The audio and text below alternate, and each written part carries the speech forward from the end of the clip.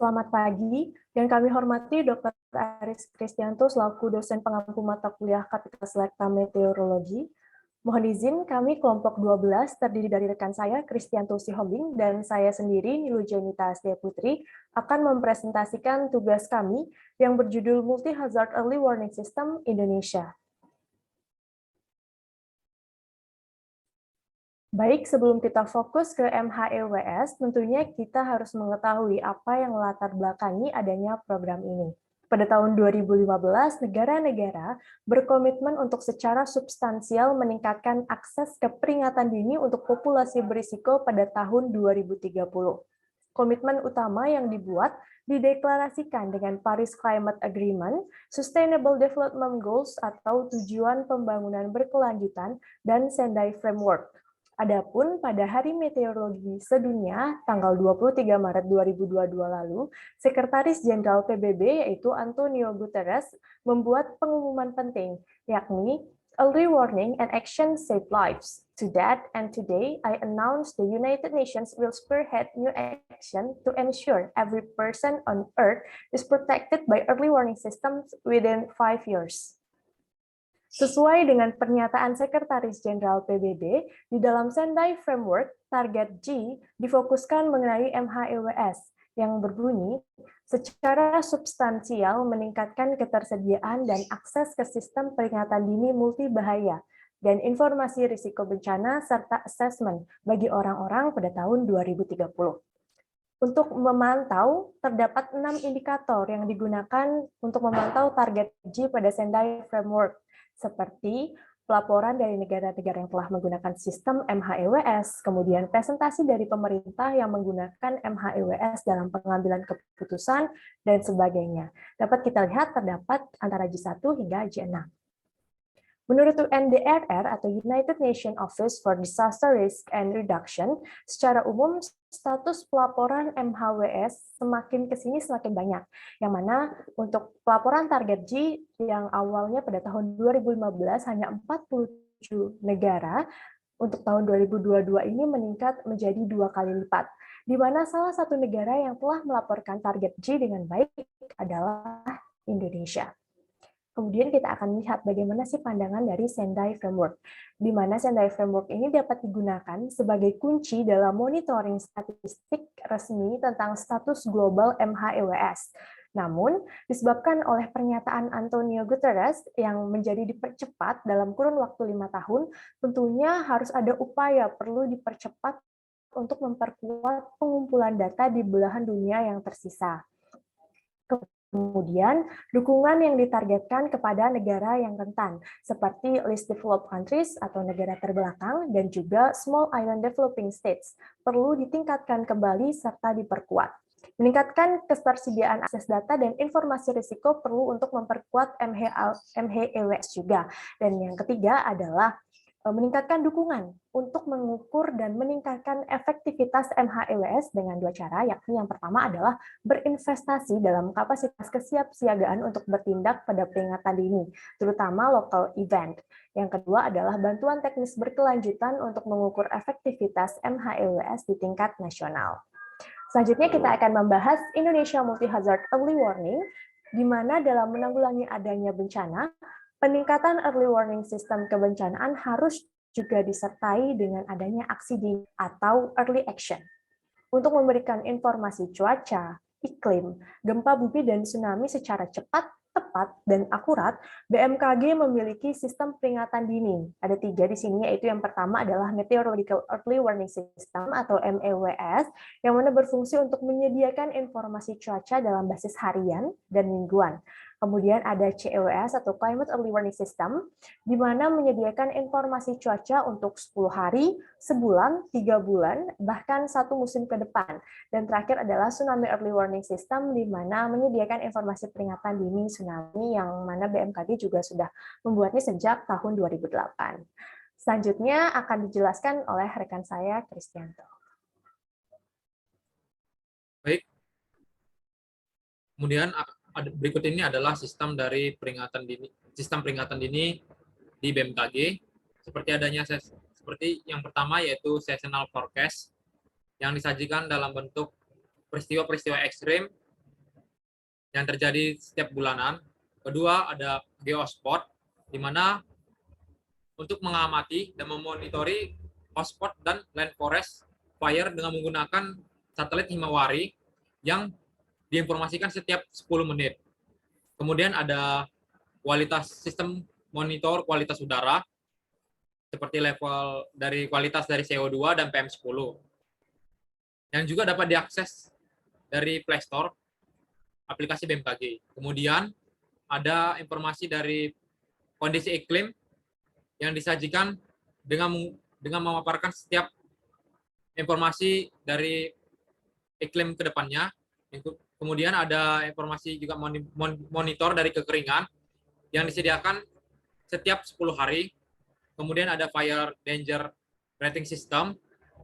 Dan yang terakhir ada Global Armoric Watch, yang tentunya hal ini tak luput juga diinformasikan kepada masyarakat dengan adanya kolaborasi dengan lembaga-lembaga lain seperti BPB, BPPT, BNPB, KLHK, TNI, dan Polri, dan juga BPPD.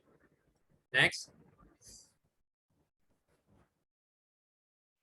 Berikut ini adalah peristiwa-peristiwa ekstrim yang biasanya terjadi di wilayah Indonesia.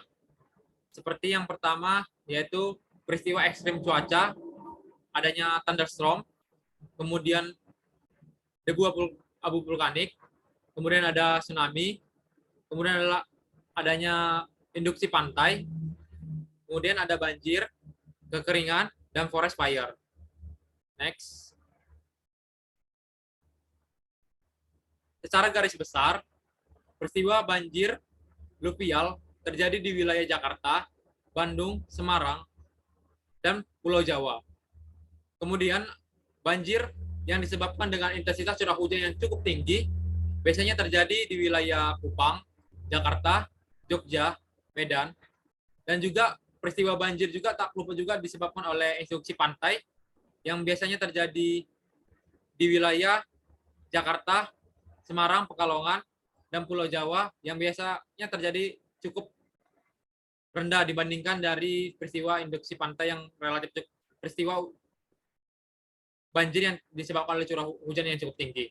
Kemudian ada peristiwa gempa bumi yang biasanya umumnya terjadi di wilayah Banda Aceh, Bandung, Padang Panjang, Palu, dan Ambon.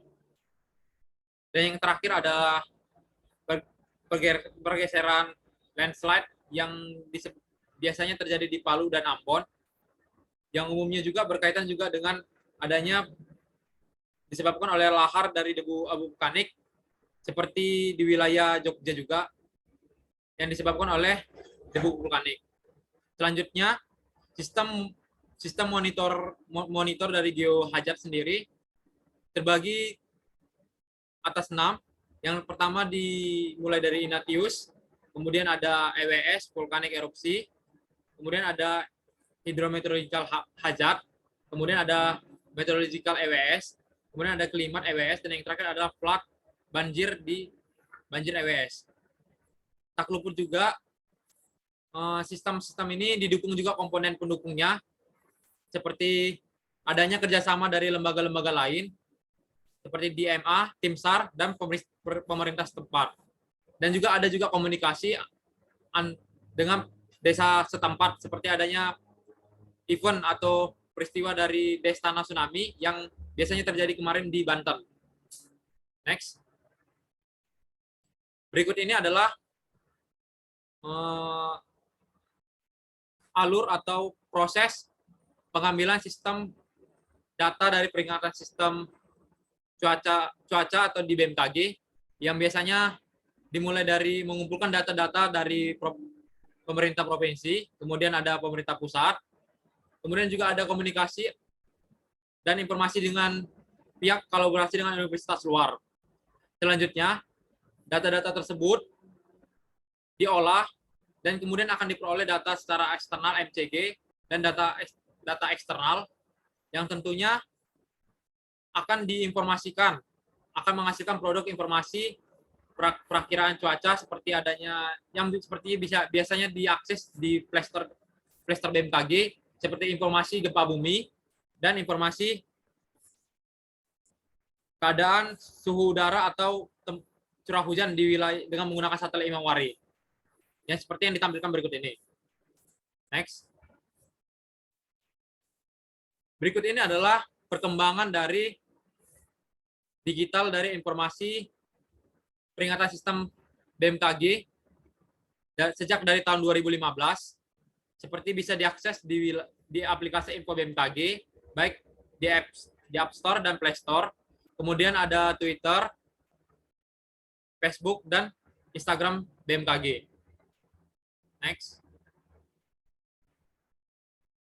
Secara garis besar, bahwasanya data-data dari sistem peringatan BMKG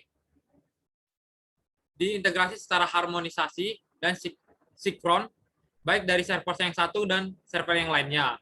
Tak luput juga adanya kalau kolaborasi dengan lembaga lain seperti Pacific SIDS, CFS, IOTIC, dan lembaga dari Forest Fire dan yang lain, dan badan dari penanggulangan dari debu abu vulkanik juga.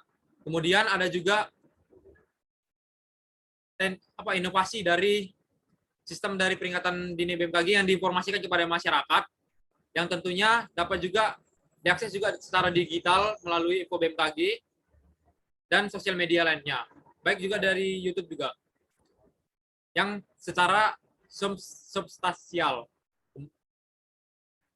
Next. Berikut ini adalah sumber atau bahan rujukan yang dijadikan sebagai bahan pada presentasi kali ini. Seperti yang pertama dari UNDPR tahun 2015, kemudian dari bahan presentasi dari Ibu Kepala BMKG, Profesor Dwi Korita Karnawati, MSc PhD, tahun 2019.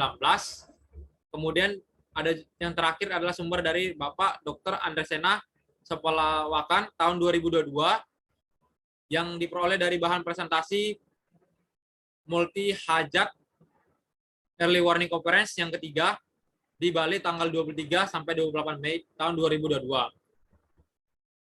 Demikianlah hasil dari pemaparan presentasi kali ini. Sekian dan terima kasih.